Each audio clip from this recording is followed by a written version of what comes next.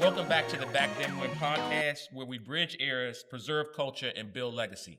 Today we have a special guest. We got our brother Antonio. Where'd you get the nickname Yo from? They say Antonio. They say Yo, because they didn't want nobody to know they was calling my name. That's what's up. Yo, my man, one of my co-defendants, Johnny Mumford, he started calling me Yo before anybody did. So the name stuck. That's just how it is, Yeah, that's what it was. That's how I got Yo attached to my name. And to this day, it's still the same thing. I love it.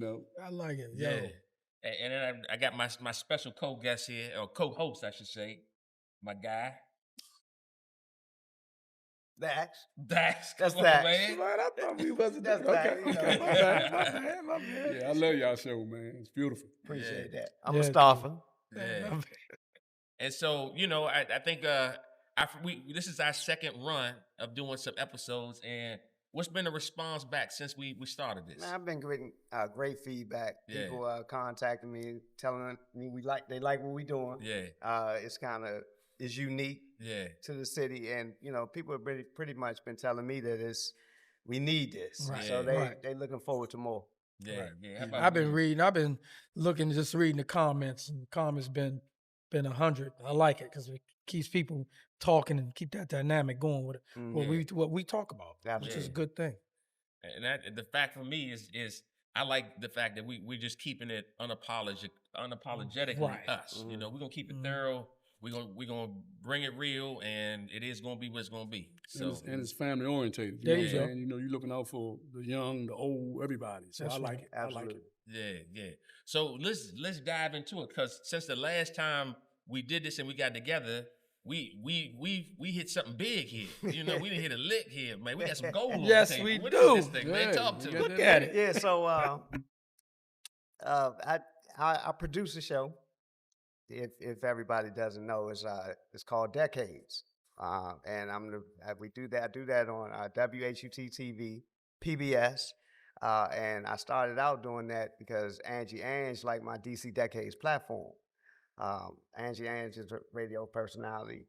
Now she's become the director of content for WHUT TV. So she reached out to me and said, I would love for you to do a docuseries on, some unique DC homegrown stories. And, I developed I contacted some folks, and I developed this, some of the material and content for the series. So while I was doing the series, I had got through a few episodes, and I told Ange, I said, if we're going to do a true historical account of DC, we got to do something that's underground from the streets. We can't just have, all the good positive stuff. So there's some negative stuff that made us who we are from back then too.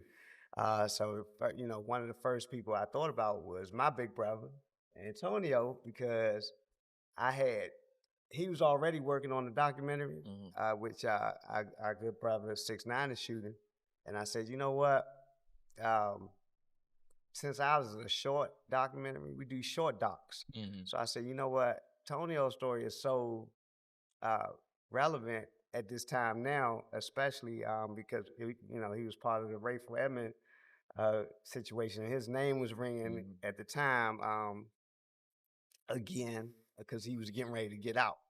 So I said it would be a perfect fit. People haven't really heard this story as much as I felt like we need to take control of more our homegrown stories, because I noticed a lot of out of towners were doing our stories, and you heard the same old names, and they don't know. They only know what they hear from other people or what they seen online. Right. And I was like, we know our homegrown. We know who to talk to. We know who's really making noise and making the moves. And Antonio was the one that was and he was one of them. One of the main people that was able to, give Rayful his access to the city and to move around safe. So I said, I think people are really attached to this. So what was funny, I approached Ange about it, and they were kind of nervous. They didn't want to touch on it. So they were I gave them a little history, and they really got scared. And so Ange was like, I don't know about this, and it's Howard University, you know, we kind of, I don't know if we want to touch this. So I immediately rejected that. So I didn't push back on it. I gave her some pushback. Yeah. And we kept going back and forth for maybe a month. And I said, we got to do this episode. I said, we got to do this episode. And what I believe is, she contacted her boss about it, Sean Plater. And I think Sean got back to her and said, let's give it a try. Yeah. So our filmmaker, Emmy Award winning, our filmmaker T.L. Benton, who was shooting all the episodes, when I told him about it, he was really excited because I think he wanted to test his skills. He wanted to test this because he always wanted to do it. And it came together like, a dynasty. We all jailed. We all got together and we figured out how we was going to shoot. Antonio gave us some pointers. Him and 6ix9ine, they were already, they kind of gave us some advice on how we should shoot this. And we actually went to the raw area where they all got started, and it went up from there. And then we once, long story short, we put it out there, and TL said, you know what, I'm gonna figure out a way, because I'm so proud of this work. I want to test myself. I'm gonna figure out a way maybe we can submit this. Yeah. And it's almost they got to tell the story. It's the tale of two cities. Yes. If you think of DC, the 80s, the 90s, the 2000s, you have I'll call it the main economy, right? And that's where the mayor resides, and the people, the schools, the churches. But there's always, everywhere, there's always an underground economy, where another place where people need to go to survive. And some even thrive in that underground economy. You got to keep it real, man. You got to keep it real. Yeah. So I guess my question to you, is like, coming from that underground economy. Yeah, it's catchy. That's catchy. I like it. So coming from that environment, and then coming to the other side as a civilian, it's big. What's that transition been like for you? It's been, it's been amazing, man. I look at all the situations I've been to and all the negative stuff I done did in my lifetime. I did things that I can't even talk about. But at the same time, it's just that I changed my life. I made that decision before I came out. So a lot of people wait till they get out and start thinking about that. But I thought about it before I came, before I got to the streets. Yeah. And I put in so much work on the inside and the outside. I'm just tired of that. I'm just saying, man, I'm changing my life. Yeah. It's over. I got to think about my children, my grandchildren, and my wife, she my boss right now. So I'm going to let y'all know that off the break. She run the show. So, what I'm saying? So it's just, it was a beautiful situation, man. When he came to me and asked me about it, I said, he our brother. We're going to make sure, that he all right too. You know what I'm saying? And one hand, it washed out. We just look out for each other. That's my motto. Looking out for people who look out for me. See, I'm a loyal guy. Right. If I'm loyal to you, I'm gonna be loyal to you all my life. It's no, I'm not breaking no codes at all. You know what I'm saying? Now, if you break that code on me, then I'm backing all the way. You know what I'm saying? I'm backing away from you. And the transition been beautiful, man. Everything is nice, man. I'm happy. I'm in a good place. I'm humble. You know what I'm saying? It's beautiful, man. Yeah. That's right. That's right. And it's I feel like it's a blessing that we were able to get it done. And everybody was happy about it. Everybody was proud of it. We didn't go into it expecting to win an Emmy Award. You know what I mean? So we just wanted to get the content out there from our own mouths and our own experience. And of course, Ange and Sean Plater, they're very happy. You know what I mean? And speaking on the, public access TV, the Trump administration, I think the Senate just passed, they're trying to cut the budgets for, because those are, they have funding and donations. That's how they make their, are able to make the content and pay the filmmakers and, people like that. We don't really get paid anything for that. So it's just a beautiful thing that we have to fight for our own stories, and and now the technology is so good out here now, so we can kind of all get together and work together to build a film crew of our own with our own cameras and stuff like that, and then we can work together to try to stream it or whatever we do, to do our own thing and not have to count on, budgets for public access. You know what I'm proud of, right? I remember talking to you and Yvette before y'all got there. I said, it's already done. Remember that? No question. Remember that? Yeah. I just want to say that it's thorough because we are from the inner city. We are actually northeast, uptown, northeast, north of uptown. We all originally from DC. No question. We don't have to listen to other people tell our stories because now we are able to do that. And it doesn't get any bigger than this. I just want to say congratulations, man. That's big, bro. That is. Appreciate it, bro. It's a win. Got to do that, bro. And I consider it a win for all of us. So Tonio knows when I got the award, I made sure everybody who was involved. I said, this is a win for all of us. I'm not just going to be sitting up here taking pictures with the Emmy when I know my big brother, he put his work in. I seen the team. All of us. Teamwork makes dreamwork. Dreamwork. That's right. Come on, man. My producer, my partner, director, 6-shooter, man. I love that brother. You know what I'm saying? He pushed me every step of the way. He on my back. Hey, we need to do this. We need to do that. I said, man, come on, man.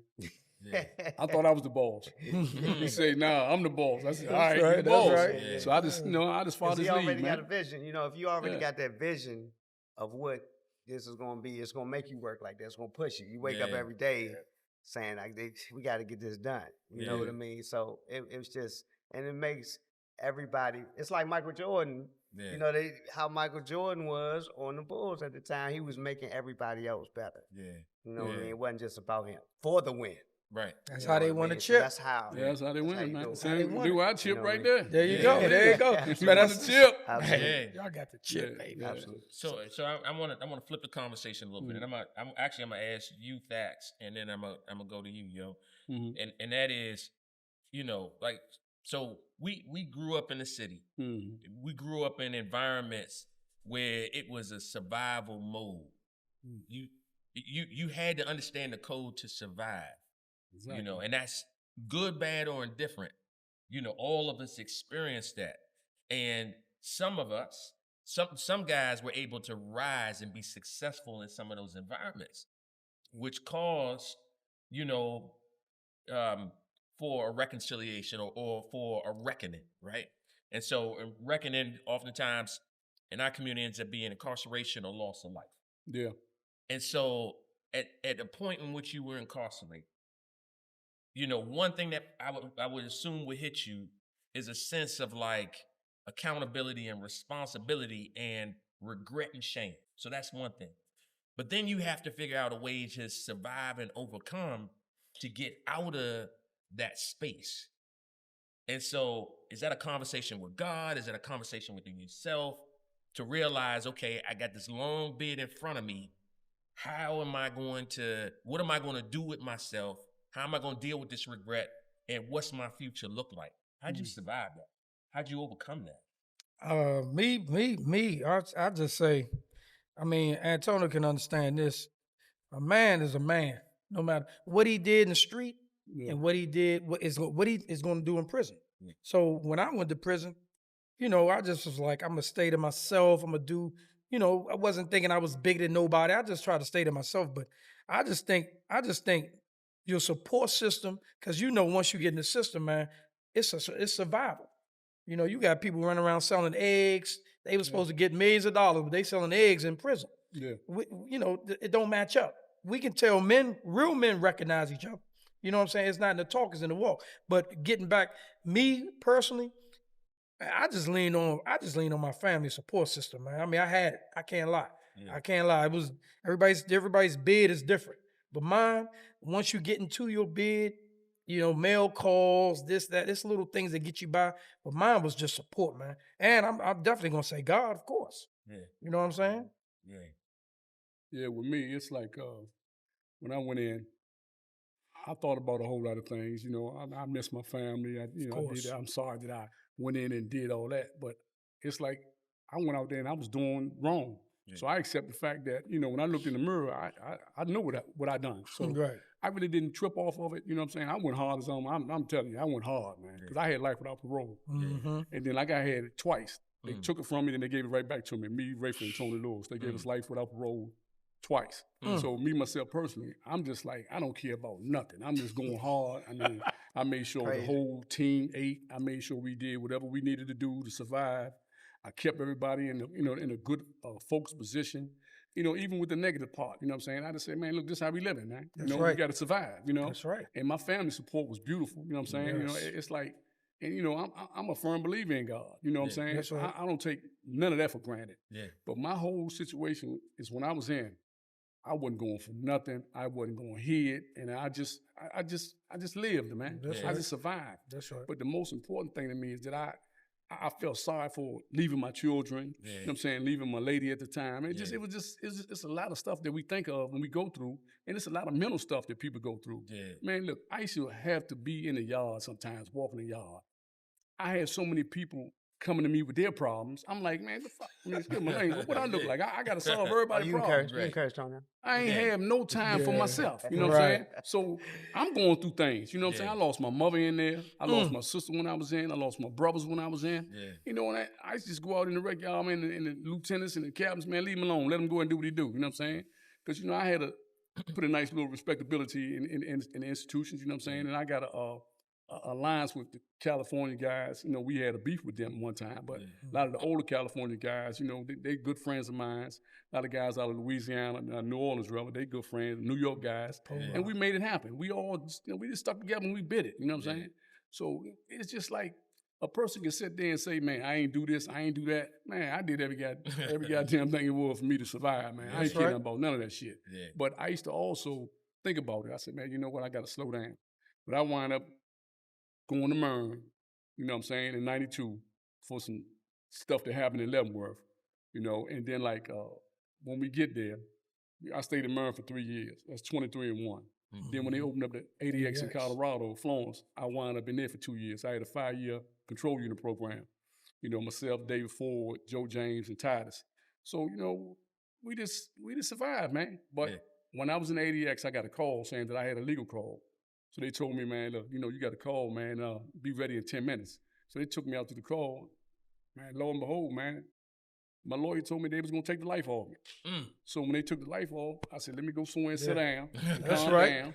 But I still made sure the team ate. I made sure we do. I did everything, man. I ain't going to lie, man. I told them, man, look, get that. We need that. Let's go. Let's move. You know, I cut in anybody, man. I said, man, look, man, we need that. You know what I'm saying? I strong armed a whole lot of motherfuckers to get in the deal. But I had a good supporting team inside. That's right. All my soldiers, man, they was good men. These are my brothers. I love them. You know what I'm saying? You know, it's you know, that's how I survived, man. You know, and I told myself, I said, man, you know, I'm gonna sit down, I'm gonna chill, you know, I'm peaceful right now. You know, and let's stay with that, because both of them, I think when most people think of individuals who are incarcerated, and especially someone who's going to serve, you know, more than 10, 20, 30 years, their crime was that serious. They think that everybody goes in all, all created equal. But with the two of you all, you all were successful in your own right before serving your bid. You know, and so going in, like, you know, immediately when you went in, were you able to, you know, command respect and be a strategist in how you were going to survive and make your way through? With me, I had already had a reputation from being in the first time. You know, I went in the 70s. I went to the feds in the 70s. You know, I got put out the youth center in 78, went to Atlanta, too young. Back then you had to be 26 to be on the penitentiary, you know what I'm saying? So they moved us to Atlanta Fulton County Jail, got sent to Leavenworth. We was too young. They snatched us off the compound again and sent us to Leavenworth County Jail. And from there, you know, I was on my way to Memphis. They had just opened up FCI Memphis. Got into some stuff up there, the homies. We got into it with some St. Louis, Chicago dudes. They put me out there and wound up in Ashland, Kentucky. So, I mean, that's why I came home in 1980. I stayed out for 9 years, you know, with the race situation, you know. You know, me and my partner, Jerry, you know, we did what we had to do, you know. It's just like, it's one of them things, man, that you got to live, man. Yeah. Even though you living negative, you got to, man, look, hey, I was one of them kind of guys, man, I was never scared to die. That's right. I just say, man, I'm going hard. I don't give a fuck who it is. I'm gonna survive. Yeah. But, like I said, man, I done changed that I'm just chilling there, man. You know what I'm saying? So I feel good, man. Okay. I feel great. I'm very humble. You know what I'm saying? Very respectable. Yeah. And I demand my respect. Yeah. And I you know what I'm saying? I deserve it and I demand it. So I'm the same way. Ain't nothing changed with me. Yeah. You know? Yeah, man all the way through. Yeah. Me is different though, right? He can relate to this. I had a conspiracy case. I was the top of my conspiracy. I didn't have, my case wasn't like theirs. Ours was just about focusing on taking these dudes off the street because they was using their head too much on getting money. Yeah. We ain't got to talk about it. But guess what? He came in with life. Am I right, yo? It's a difference with somebody coming with life in 10 years. You still a man, but your mentality is totally different when you come with that elbow. So when I'm over to jail, we know everybody in the jail. Of course, we doing our thing. We getting stuff from people in there. We got, situations, phones. We doing our thing. Yeah. But long story short, your mentality is different. When somebody coming in with life, I'm in a cell with somebody that got life. I'm still going to trial. You know how they switched that up. They putting certain dudes in Northwest one. We got high security block. Then people was facing under 20 years. So they start putting them together because dudes was coming back with that time, cutting up. Yeah. You know what I'm saying? I'm still fighting my case. Yeah. I'm going to trial. So it's a different mentality. It's a lot to it. Man, listen, mental health is strong, bro. And going through that prison, your mental health is all off track. Yeah. You know what I'm saying? You everywhere. You everywhere, man. Yeah, family, getting out. I got a date. He didn't have a date. Yeah, I'd have been doing the same thing. But what I did was when I went in, I'm not a selfish dude. I told my lady, I said, go it on and do what you got to do for yourself. Just take care of my daughter and do whatever you need to do. That's right. I mean, I'm in. I'm gone. That's right. My older son, he said the same thing on the documentary. He said, man, I just thought he was gone. Yeah. It was forever. Yeah. So, I thought about that really hard. You know what I'm saying? I said, God damn. I said, it's over, right? I said, but that's a tough thing. I'm gonna still go hard. I ain't gonna bow down on this shit. I'm gonna make sure I'm fight this shit. Yeah. But I knew for a fact that God had another plan for me. There you go. So I kept that in my mind through. That's what kept me strong. My mother is my strength. Mm-hmm. I mean, I don't care what it was. I looked to her, and I never want to see her look at me in the way like, man, what's up, man? You breaking weak? You doing it? Nah, I ain't gonna never do that, Mom. I'm gonna keep going strong, and then like I'm saying, my brothers, I just and my sister, I had a good family support, man. Man, that's a blessing. And that family support is everything to a guy just coming out, man, or just a guy in. Yeah, said the same thing. And let me ask you about that. Like, what was home like for you, knee high to a duck? What was your childhood like? My childhood was nice, man. I mean, but I grew up in a neighborhood that you had to be who you was, man. Even at a young age, man. If you want to come off your front porch, you got to fight your way off your front porch. Right. And that's how I come off all in place, man. It just was like everybody around there was on the same kind of time. It's like, man, well, yeah, man, we ain't gonna mess with him because he gonna bust your head. Because that's what I'm a little young, little small little dude. I ain't gonna let nobody do nothing to me. I'm gonna hit you upside your head if I can't, if I can't beat you. So I already know how to go, But at the same time, man, I had a nice childhood. I played ball. You know what I'm saying? Did a whole lot of little things. You know what I'm saying? It's just. Who was in the home with you? My mother, father. You know what I'm saying? Brothers. I had everybody. But it's just that the allure of Orleans place, man. They gambled, they did everything around there. It was just like environment. It was I was a product of my environment. There you go. That environment, man, was like I used to live on M Street. I grew up on M6 and M. When I was like about 9 or 10, I moved down the 6 in Orleans place. Those 6 two areas, northeast or northwest? Northeast. Okay. And it's like night and day, man. Okay. You know what I'm saying? From that part to Orleans place, it was like shit I ain't never seen before. It was around there, Yeah, definitely. I said, yeah, okay. Definitely. I said, I know what I got to do now, Where were your parents from? My mother's from D.C., but my father was from Amherst, Virginia. Okay. Yeah, she used to be a nurse, so they met in the hospital somewhere. I don't know how that story goes because I get all types of different views of the story. So family seat. Yeah. But my mom and my father, you know what I'm saying, they both passed. You know what I'm saying. So I was out when my father passed. Yeah. So I saw him being buried. But my mom, man, that shit broke me up, man. I know it did. But I kept it real. I just say, man, look, man, man, holler at the warden, man. Tell him I'm going to holler at him. So he called the warden. I said, man, look, man, you know I'm a respectable guy. You know I keep all the bullshit down, man. But I need to go on that track, man, and run for a little while. Motherfucker said, open this door, let him out there. So early in the morning, I was just running the track, man. You know what I'm saying? Looking up at the sky, man, talking to my moms. I go to the graveyard right now. I went there yesterday. Drop flowers on the grave. And that's what I do. Whenever I got something on my mind heavy, I go right to my mom. You know, and I sit there and talk to her. Yeah, that's where my peace at. You know what I'm saying? I'm gonna ask all of us the same question. They say that the first person who breaks a child's heart is their mother. I agree with that. Okay. And as far as in regard to like relationships and relationships, experiences, anything. Anything. Yeah, because you look up to your mom, you have this relationship with her as someone, and it's pure. You know, you don't know heartbreak, you don't know disappointment. She's my queen. And somehow or another, it could be an exchange. Maybe you disappointed her and she spanked you, she got on you. But I'm gonna ask, like, when was the first time that we as men remember like that experience of our heart being broken with an exchange with our mothers? I can tell you this much.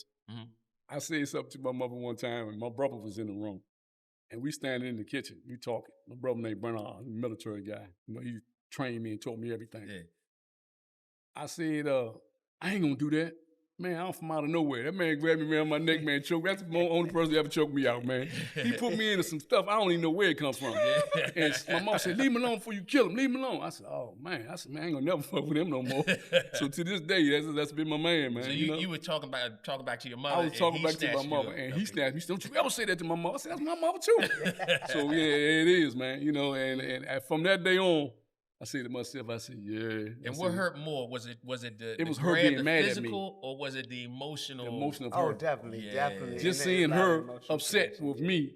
That's what I'm saying. If I see my mother upset about anything, I'm trying to correct it. I don't care who it is or what it's about. I'm trying to correct it. Yeah. What about for you, Mo? I really didn't have an experience where my mother broke my heart, or I felt like she betrayed me, or anything like that. The first time I saw my mother cry, it broke my heart. I was so close to my mother, rest in peace, of course, that she, I could tell when, the first time I saw her cry was when I know she broke up with this guy she was in love with. You know what I mean? His name was Landon. And that was the first time I saw her really break down, because she was so strong. Yeah. You know what I mean? I believe my mother, took on, because she knew my father wasn't in my life. She took on that trying to be the mother and the father thing. You know what I mean? I mentioned that before. Yeah. So I looked at her so strong. I just never see her cry.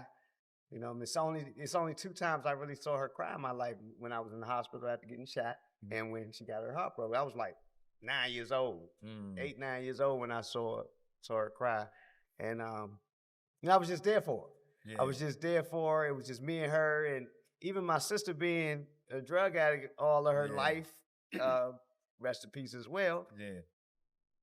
My mother didn't show weakness when it came to that.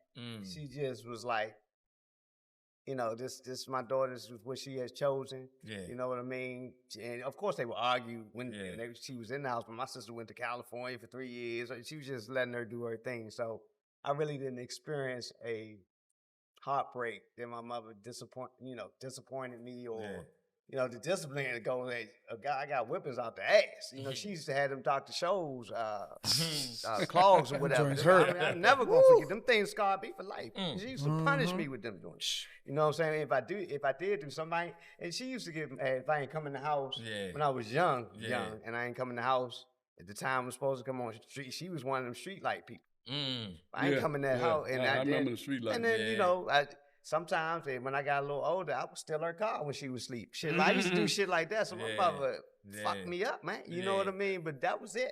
So I took that on the chin, because I knew I did something. You know what I mean? Just like Antonio said. And again, piggybacking off of the mass incarceration, we were speaking about that mass incarceration. We had that village then. So even if my mother, didn't know, she wasn't aware, somebody was going to tell her, because they would see me in the scene. That's why I say we kind of dropped the ball in our generation. Yeah. Coming up from under Antonio Yeah. and Dax, you know what I Yeah. mean? We couple of years younger than that, but he's still outside big homie. You know, back then, you know, being 14 and somebody was 16 was a big difference. Yeah. Back then. Yeah. You know what I mean? Yeah. So we kind of dropped the ball because so many of them were getting locked up and, you know, wasn't around. So, you know, I mean, we were being raised by, a lot of us were being raised by our mother, getting away with a lot of shit. Yeah. You understand what I'm saying? So, yeah. and then we end up having kids and it's a cycle. You know what I mean? We not there for them like we should be because we trying to do our thing. You know what I mean? So it was like, that village concept kind of broke down. That hurt us.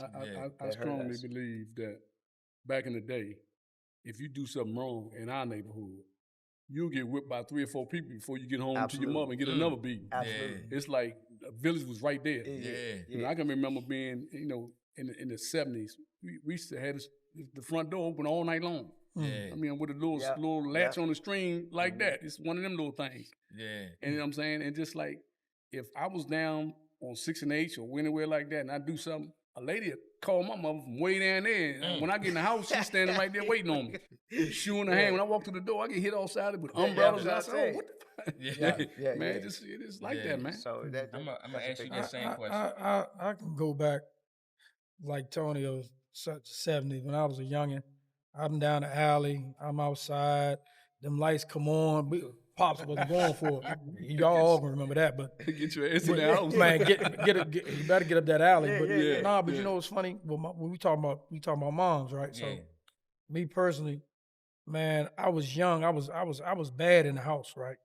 My father wasn't around because he worked so much. But my mother, man, I'm talking about. My mother's little, man, 4'11". You know, she little. Man, she was big. When we were young, she was big. Man, I'd be sitting in the car in the back. I say something crazy or look, I do something. Something go. I'm like, where the hell her hand come from? And she up there driving. I'm in the back seat. And I'm like, how the hell she hit me from there? And she's so little. But man, the first time I see my mother cry, bro, I ain't lying. My mother's strong, bro. She came from New York in the 60s or 70s, married my father, right? My father, they married, got a house where they lived, and they lived out in Suitland. Then they moved to D.C. in 72, bought a house in Northeast. Man, I only tell you, my mother cried, bro, one time, bro, when I was young, and that was when I went to prison. They were strong. That was it, because she, you know, moms had to carry everything, bro. The baby gone. That's come on, man. That's they took it on. Yeah, they man. Took it on, and, you know, unapologetically. You know what I mean? And they made it happen. Man, you know, but you know, it was times, and I always tell people, you know, selling drugs and being out on the street don't come from a lot of us in our city. We wasn't fucked up. We wasn't, you know, a lot of us might not have been living in the projects. It was just our environment again. You know what I mean? It was so much access to money, and it was easy access. You know, like I said, bigger homies, older homies will put something in your hand and tell you, bring me this back. I mean, who's not gonna do that? Easy. You know what I'm saying? And especially at that our age that we were, we wanted to look fly going to school and shit like that. You know, so it wasn't all about being destitute. Especially in that city. Let me ask, that city, man. I ask y'all that because, you know, the assumption was, you know, and we're talking really about the crack game, right? The assumption is that what you was just selling is you was selling a party. You was selling how somebody was going to take it and go party with it and go to work and live their life. I mean, no one knew what that was going to do to our community. Nobody saw that, right? We never saw that as we was all young kids ourselves. So we like, man, look, we going to get this money. If we don't sell it to them, somebody else going to sell it to them. So why let that, you know what I'm saying? It's bad, but that's just how it was. And we had functional That's addicts. life. We had functional addicts back then. These people were going, that's where they got their money from. They were going to their government job, DC, federal. They were working for the post office. I had a rack of post office clients back then. You know what I mean? And they always came right with their money. You know what I'm saying? It was a thing. They hit me on the beat, but they invite me to the house. You know, I sit down and eat sometimes with my client that's on crack. You understand what I'm saying? Right. House always clean. Anybody know a real crackhead, man, their house be clean as shit, man. I mean, they be picking shit up off the floor. They should be clean because they be looking for shit on the rock sometimes. Yeah, that so let me flip that into another question. When did y'all realize man, this is really going to be bad for our community. Like because at first nobody really saw it. Everybody was just getting money. You know, it was easy money out there. Everybody was doing well. But then there had to been some cracks. There was cracks that was happening in society where we could see that things was getting really fucked up. You know, and nobody really could see kind of where this was going. But what was the signs, or what was the moment that you realized, damn, our community is in a bad place? I kind of realized that when they started having a lot of them kids, ladies started having, women started having children, and they was addicted to crack. So that kind of like threw me off right there, because you know what I'm saying, you got women that's just getting high, they pregnant, and then when you turn around, the baby got a habit. You know what I'm saying? So I kind of like was a little fucked up about that. You know, that would kind of shock me, and then seeing people I grew up with, how they like this, and then you start seeing them shrinking. I mean, like, that's man. You know, that's what got me. You know what I'm saying? Definitely. That's what made me think. For me, it was the murders. Everybody started getting hit. I mean, some of my closest. I mean, when that 90, like I said before, I mentioned before, 1990 hit, it was just a night. It was just dark times. It was the downfall. I mean, because we were just used to, throughout those 80s, I mean, it was very rare that somebody that, very close to would get killed. You know, it'd be some random incidents outside the go-go, like, like my man Wendell, or like Fat Rodney, died in 89. But that 80s was pretty much more of a crew thing. Y'all fighting at the go-go, y'all fighting in school and stuff like that. You could come back from that. But when those 90s hit, I mean, it was just like every year. Every year, it was somebody else getting hit. 90, 91, 92, 93, City 94. I mean, that's when I started realizing, God damn, man, I kind of feel a little different from that part. You know what I'm saying? I understand where you at, because, you know what I'm saying? The thing is with us, with our situation, we didn't allow nobody to come around there and do nothing but us. So that kept a lot of that unnecessary bullshit out, you know what I'm saying? Exactly. It's like if you wasn't with our team, you wasn't coming around there doing nothing. So all the negative violence and all that stuff that was happening, it wasn't happening right there where we at. If something happened, it's going to happen somewhere else. You're not going to come around there and do nothing around there. You know what I'm saying? Because we're not sanctioning that shit. You know, it's all about business. It was like, we kept a business it's funny, well, I can relate, because I can go back to 86, 87, right? There's a good dude named, my man Mike from around there. He is a little further up the street from y'all, probably about 4 blocks. But long story short, he used to come around there and try to do his thing. I'll never forget. Boys walked up on him and was like, nah, bro, you ain't get it from us, so you can't even do that, right? So I can relate to what Yo's saying. But I'm going to get back to my point with Yo, what he said earlier, something about seeing people like you grew up with. I knew a dude that grew up with me, man. And I started seeing the effects of what that crack was doing to him. I ain't even saying his name, but I know for a fact. Bro, we used to run from him.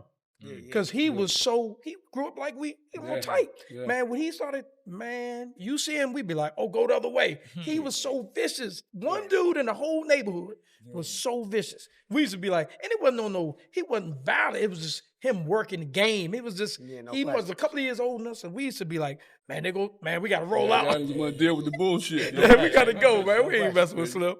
So, that I think, later on in those later 90s, just and so many people that got their time, got sentenced in the beds, and we just lost so many men.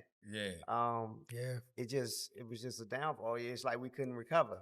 You know what I mean? And, and that's when when I got shot, I was doing my thing before I got shot. I'm doing the same thing.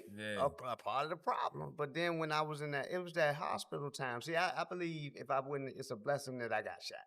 Because if I wouldn't have, I would either be doing a long bid, or I wouldn't be sitting here with y'all. And I know for sure.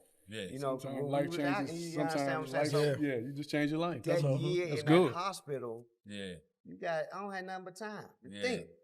And mature. And reflect. And so when I came out, I just had a different mindset. And I ain't saying I was innocent when I came out. People laugh at me all the time that's close to me, and I say, I went right back. So it took me maybe a couple of years, because I got out of the hospital in the 93. 95, I'm going down there on Sam's place. Right off of Montello down Trinidad. Getting it. You know what I'm saying? I couldn't resist the money. I couldn't resist the money, but I knew the risk. You know what I mean? I was like, and some people like, oh, you ain't had enough, shit like that. But I was like, the money was just still too sweet, even at that time. Yeah. You know what I mean? And I just changed up how my attitude towards things. Like that violent shit, I wasn't. You know, if something happened, I was gonna do what I was gonna do. But We glad you're here, brother. yeah, we glad exactly. you're still here. And all that in the that's past. We thing. love it. That's right. you know what I mean? I wanna Love hit it. it from a different angle real quick. Mm. All right. So y'all generation, I remember like Lee had to adapt, like listening to other kids talk about that whole crew getting money, right? And you know, I know my brother was also known for getting money, right? And so there was a lot of respect that comes with cats getting money, right? Mm-hmm. But somehow or another, this whole hip hop culture coming in, even the go-go culture, like getting into the mid 90s, you know, and getting into the rap game, P. Diddy and them all about the Benjamins, somehow or another, it became only exclusively about the money. Like, and not even about like the building angles of money, but this. Oh, the flash, just showing off. The flash and the show of I it. consider that faking with a lot of it that came on later on with that video culture. Yeah. You know, and it's just, and that's when we got more into community, like Ceasefire came along, and we really started to atone for the things we were doing, and we trying to keep the youth from feeling like, oh, you got to go get all this money. You trying to get them to do the things that we did wrong. Yeah. You understand what I'm saying? If I'm making sense. And that's why it's good that, you know, Antonio comes out and he's with, you know, working with the council member and Juanita Fisher.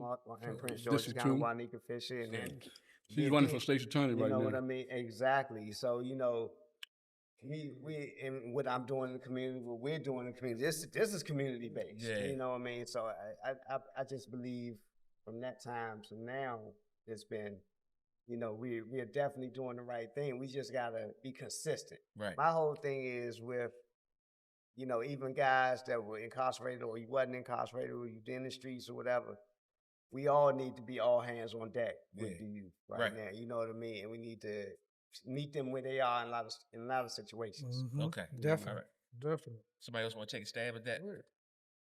I think, you know, anyway, me, when I was in, I used to do this. I used to tell the young guys that I liked and I knew that they was good, solid men. I wanted to kind of like change the negative thought process they had. I said, man, first of all, you in here, you put yourself in here. I came to that conclusion myself. Y'all need to understand that and do that yourself. Yeah. Then you can move on. Now, from that, I used to tell like about 10 guys, I said, listen, if all of y'all go get y'all GEDs, I give each one of y'all $100 a piece. 6 of them got their GEDs. The other 4, I don't know what they did, but, you know, I just kept messing with the other 6. I just kept making sure that a lot of young guys start thinking about when they get out, what they going to do. You know what I'm saying? That's me. That's my position.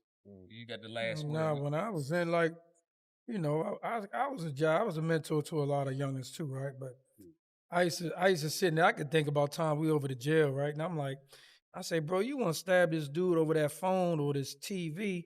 I'm saying, bro, you facing life. You need to be in that law library, bro. Yeah. So that's where it started for me. And I know yo can remember them days. Like, man, these youngers in here, you want to fight over the TV. That's something that even yours. Bro, fight your case. Fight that case more than you want to fight me, bro. You know what I'm saying? But like he's saying about the youth, though, I was doing that back then. And it's good to see good men come out and find themselves, find their lane, which yo's doing now, and doing some positive stuff, man. That's the blessing, man, for real. And so just in conclusion of this episode, I just want to thank you, yo, for coming in and being authentic and sharing your story, man. And the win. Yeah, the win, man. Hold that. Come on, man. That's big, man. man. Down, man, to give us some racial change, man. Wait on it, too, man. That got some weight on it. This is a win for the city. That's right. That's right. I really mean that straight from my heart because, you know, we don't grow up thinking we looking at this stuff on TV. TV, right? Emmy Awards, I never Oscars. thought You I know, would we be a not part of nothing thinking like we that. gonna ever even be in an industry that we would be able to participate in something like that. So, you know, it's a motivation for me. Everything I touch now, I'm gonna be like, look, man, we got to do this That's way. right. Because we need, That's set the bar. We need a win few for of the these. cities. Yeah. You know what I mean? That's So, right. Yeah, by the time you know, we gonna keep rolling, man. By the time they end, we gonna have joints lined up. That'll be this right here is called the real inner city groovers. Yeah, exactly. It's quiet as kept coming out soon. You better bet that. You know what I'm saying? I really can't really get into it because as much as you can. You know, I let my partner do all the talk when it comes to you know this industry right here because I don't really know. You know what I'm saying? But I'm happy to be with him.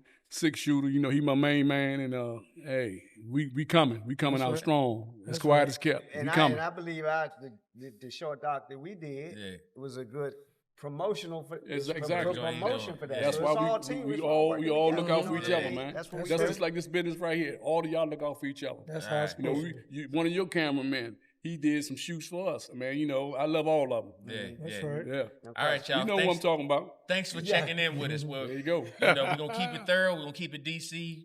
Keep moving, y'all. Absolutely. Hey, man, it's a beautiful thing. Peace. Love y'all.